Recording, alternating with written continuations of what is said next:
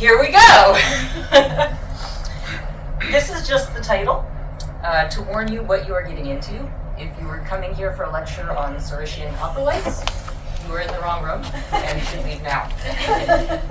I'm going to mostly read from my notes, because otherwise this will be 3 hours instead of 30 minutes. I've got way too much information jam-packed onto these, so I'll pass this around at the end if you want a PDF of the slides. See, and you missed the awesome joke that I opened with. All right. This is just letting you know why you should bother to listen to me. On the right is an article I've had in Publishers Weekly Book Life. If the Bible of the book If the Bible of the book business thinks I'm good enough to talk about things, hopefully that's enough cred. On the bottom left is the first book from my current dark fantasy series.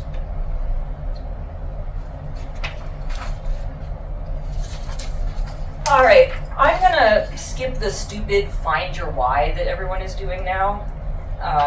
If you came here today, you have your reasons why you want to be a writer.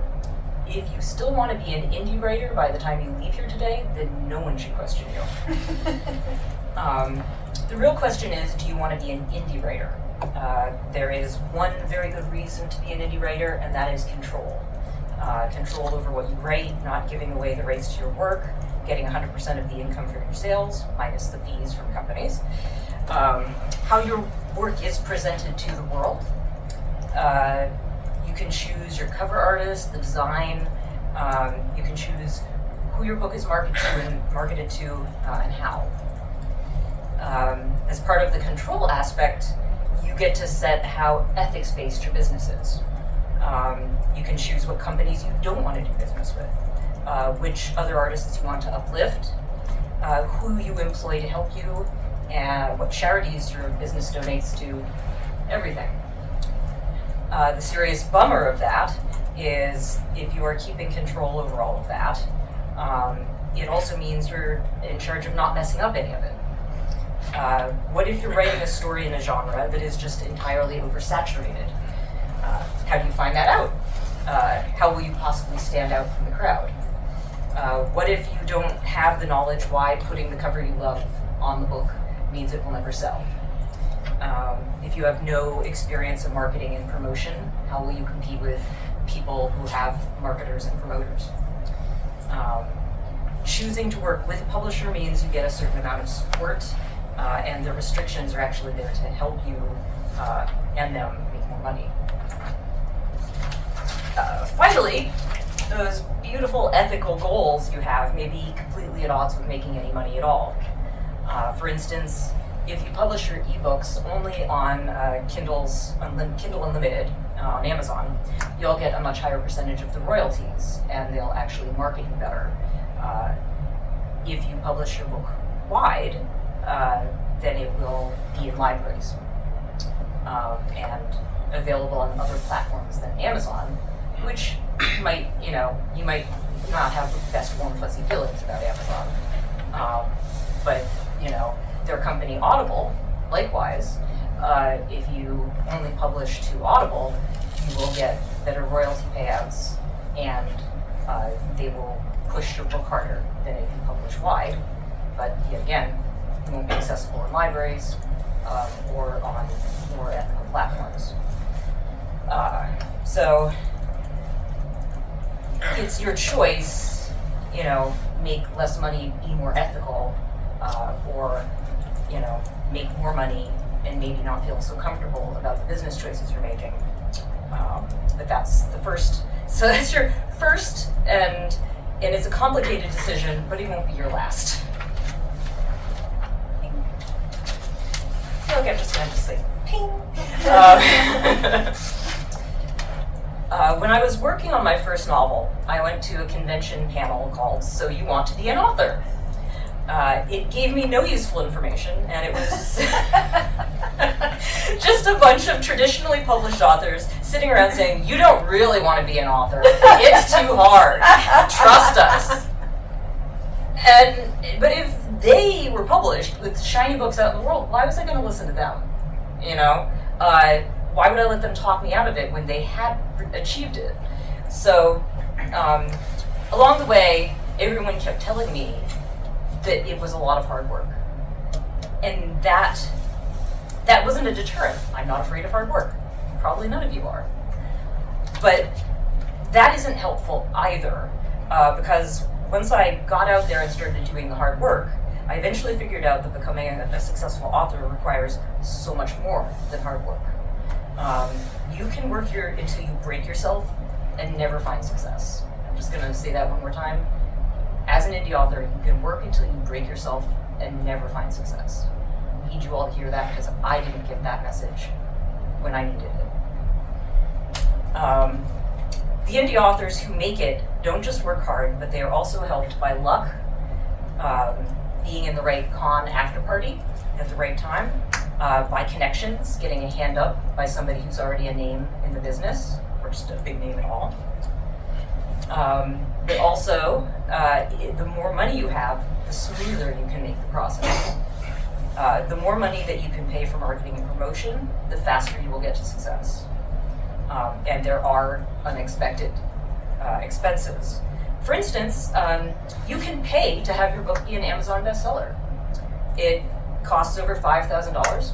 I don't actually recommend doing it, but authors who have the money to literally throw away will get further faster if you don't have the funds that they have.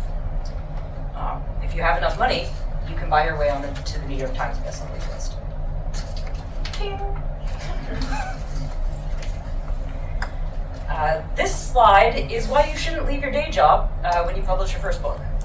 So, just going over it, between 500,000 and 1 million new books are traditionally published in the United States each year. Over 2 million new books are independently published. The book marketplace is seriously oversaturated. The book marketplace has hardly grown in the past 20 years, despite the explosion of books being published. Average book sales are shockingly small and falling fast, and a book has less than 1% chance of being stocked in a particular bookstore. Ping! Sad ping. Some of you may be very aware of all this, but for those who are not, writing a book is not the same as it used to be, because readers are not the same as they used to be. The image on the left is a screenshot from a Facebook readers group. I see posts like this all the time, and it's really disheartening because those people are never going to buy my novels. This is one reason why people are writing to market, because the people who post stuff like this will buy your book if you check all their boxes, and even your writing doesn't have to be that great. So if you do your research, and there are lots of people who want to buy an urban fantasy story with a monogamous, slow-burn romance, a main character who grows in power, has lots of snarky lines, and plenty of supernatural species, if you rate that, they'll buy it. Which is nice to know, considering the last slide. However, I should mention the highlighted item on the bottom there. Way too many readers are now waiting for a series to be completed before buying even the first one. So if you take a year to write a novel and you have a series with 6 books in it, that's 6 years before you see any money from those people. And then what if in that time period the trope that that you're writing falls out of fashion? This is why indie authors who are making the most money are cranking out 6 books a year, because they can write an entire series, get it out, and get people buying it. And the people are buying book 1 through 6. But that's not a series I will probably be reading, because I really enjoy quality writing. And there are those readers out there, as well as book reviewers and critics. If you decide to be the writer who writes to market, you are less likely to be the writer who wins awards. So this harks back to the which way to jump slide. You have to decide what kind of writer you want to be, find all the advantages in it, and find all the disadvantages so you can work around them. Ping!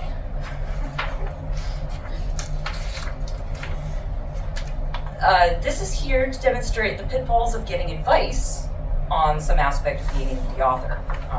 I'm trying to do better in this, but a lot of things, this was a course on how to market your book on Amazon.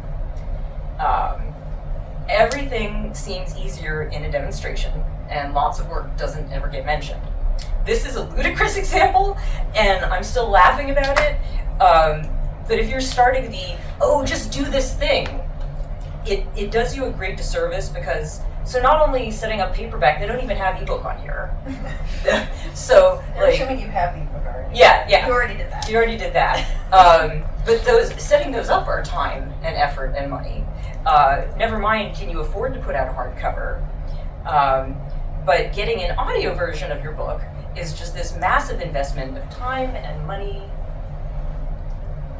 There was a dramatic sound effect, but it didn't come well through the speakers, and we didn't want to give you all heart attacks. I made this flow chart to show some of the steps in getting an audiobook. This isn't even all, I just ran out of room. It is the hardest part of doing my series, and I'm not even narrating it. So that's just there to see. On that last slide, it was, just have an audiobook. Yeah, just have an audiobook. And you'll see that it's not just time but money, and those various steps as well. Most of the things you'll be doing for this job you'll never have done before. Finishing a novel, laying out for print, creating a cover, publishing, starting a business, getting copyrighted, planning a publicity campaign, creating effective marketing campaigns, building a street team for reviews and other marketing, planning book tours, creating an audiobook. None of these things is easy, but they're even harder than they sound, because they all take longer than you expect, especially when dealing with bureaucracy or companies like Ingram. And so your gorgeous business plan will be shot to pieces from the first line item, and then everything will fall like dominoes after that. Everything you put on your list has more sub-list items than you can anticipate, so lists are become meaningless or laughable, and there are unexpected costs on many of the sub-list items as well. Trying to be an indie author is one of the hardest jobs you can choose, because there are so many moving parts, and so many of them have factors that are out of your control, but yet you are also working to deadlines that not just your fans, but your other business partners are counting on. Ding! Thank you. Okay, we're over halfway through, so here is a somewhat hopeful slide to bolster you up before I overwhelm you more. If all this seems impossible, it's not actually impossible, but it is a truly vast amount of work, as well as luck and money, and every good decision you make will make it less impossible. So figure out what kind of author you want to be before you write that first book. While you're doing that, take classes on how to run a small business, or even consider a degree in business, because an indie author does not just write books, they are running a company, your own tiny publishing house, and it's going to require all the care and feeding that any business would require. Before you publish that first book, get a list of everything you'll need to do and take tutorials on them. You'll need that not only so that you can plan the best marketing and promotion along the way, but so you won't get as many nasty surprises about how long things will take or how expensive they will be. Finally, look for ways to lessen the burden. If you find someone who will do your layout for you, the layout of your cover for InDesign for you, I can promise you so many less tears and regrets in your life. If you can find people who are willing to teach you or trade one skill for another, things become more humanly possible. They say it takes a village to raise a child. It takes a village to be an indie author. Do not try to do this without a village. Ping. Thank you. Okay, the nice part is over, and we're back in the rough stuff. You showed up just in time for the rough stuff.